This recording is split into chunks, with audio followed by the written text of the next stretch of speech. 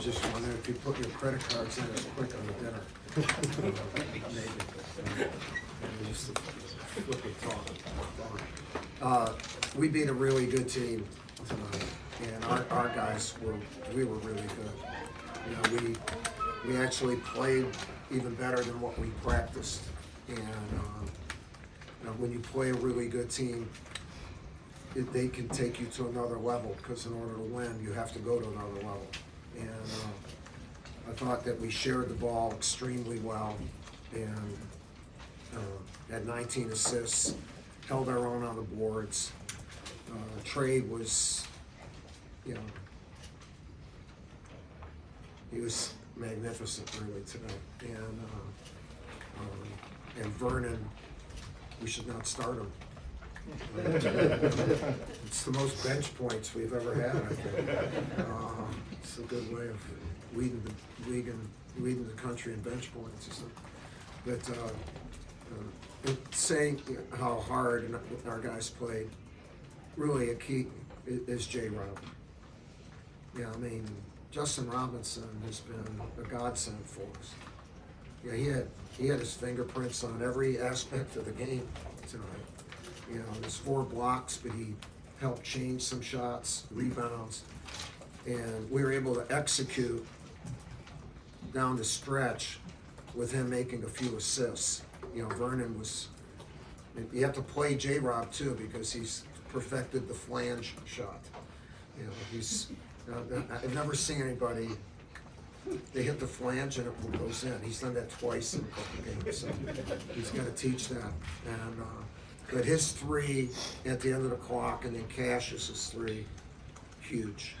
We get 6 points in those 2 possessions, and then we didn't turn it over, and we hit free throws, and the crowd was amazing, and just wanted to, you know, what a great night for our program, and to finish off the regular season with 15 conference wins and 25 wins overall was just tremendous. So any questions that you all might have?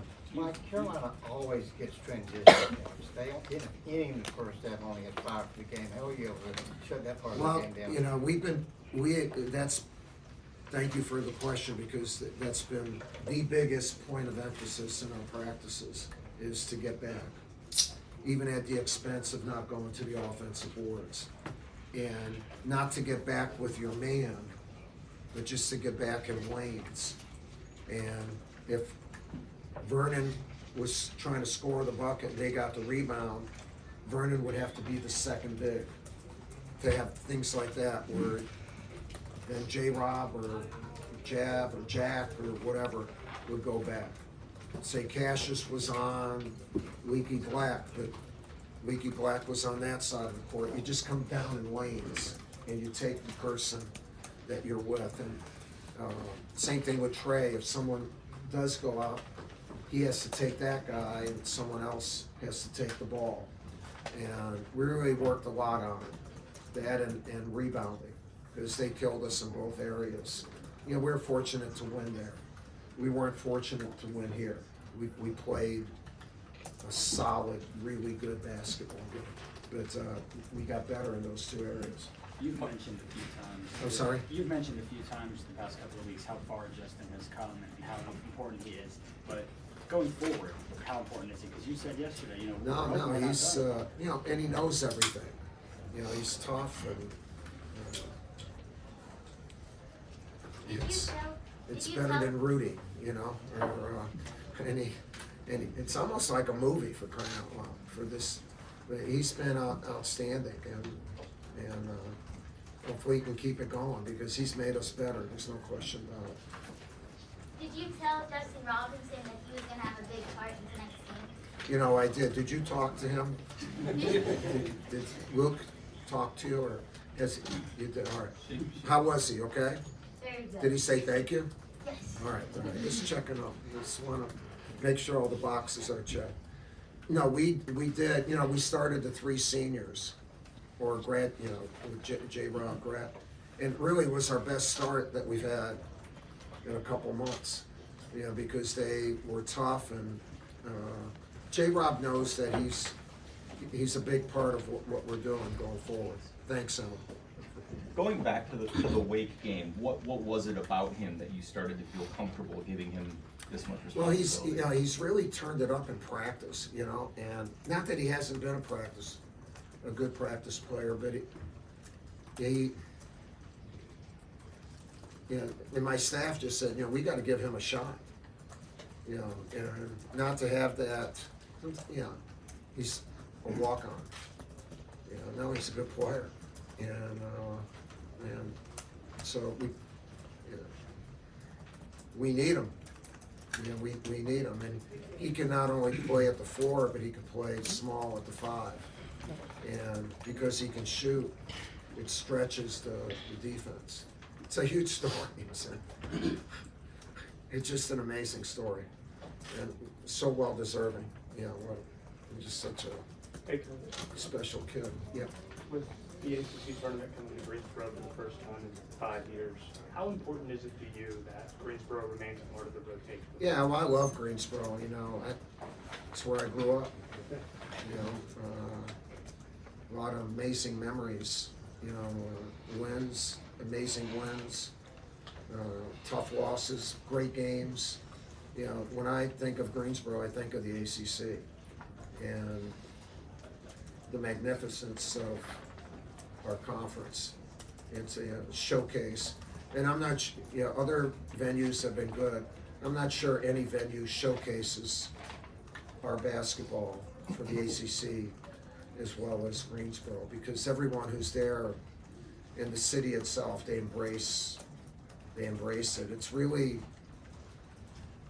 like history. They get it. They get it. It's not just current. There'll be a lot of talking about, remember in 1970, remember 86, and I remember 86, just so, thank you for bringing it up. Okay. Just my buddies. What was that moment? Wait a minute, I'm not done. Sorry. This is a great story. That's okay, I'll get it. That's where we won our first ACC championship. And I can remember beating Bobby Crimmins' team, his an amazing game, and hugging Johnny, and that was our first ACC tournament championship, and so that's where it all, and we've won a number of them since then. I'm sorry. What was that moment like for you after the game tonight when you guys gave Antonio the game ball and you kind of seemed emotional about it? Yeah, he's angelic. You interviewed him, there's something very special about him. So Antonio has had brain tumors, okay? And last year he's a heck of a player. And we're hoping that there is a cure for him. But last night he was able to meet the students and became part of the brotherhood. But before going out on court, he and his dad and I, we were talking, and I said, this has been a tough year for you. And he said, yes. I said, have you ever been afraid? Have you ever been really down? He said, yes. He says, but no more. He said, I cried sad tears. He says, Coach, I don't cry sad tears anymore. He said, I only cry happy tears. And I said, what makes you happy? He said, being here. But the fact that he's eliminated sad tears, all of us should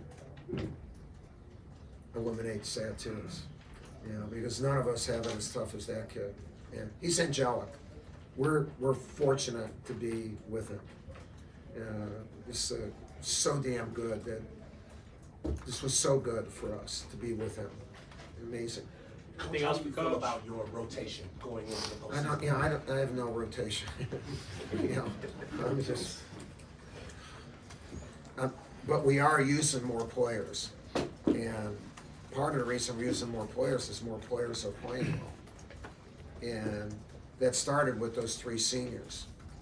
So Javin, Jack, and obviously J-Rob gave us good, and because of their bulk with Baycott and Brooks, it's tough to get 4 perimeter guys in there. so we didn't have as much going on the perimeter. But overall, really good, and we're anxious, get some rest, and thank you to our fans. They were magnificent, and the students who stayed, because they're on spring break, really, really good, so, okay? All right, thanks a Thank lot. you. At the same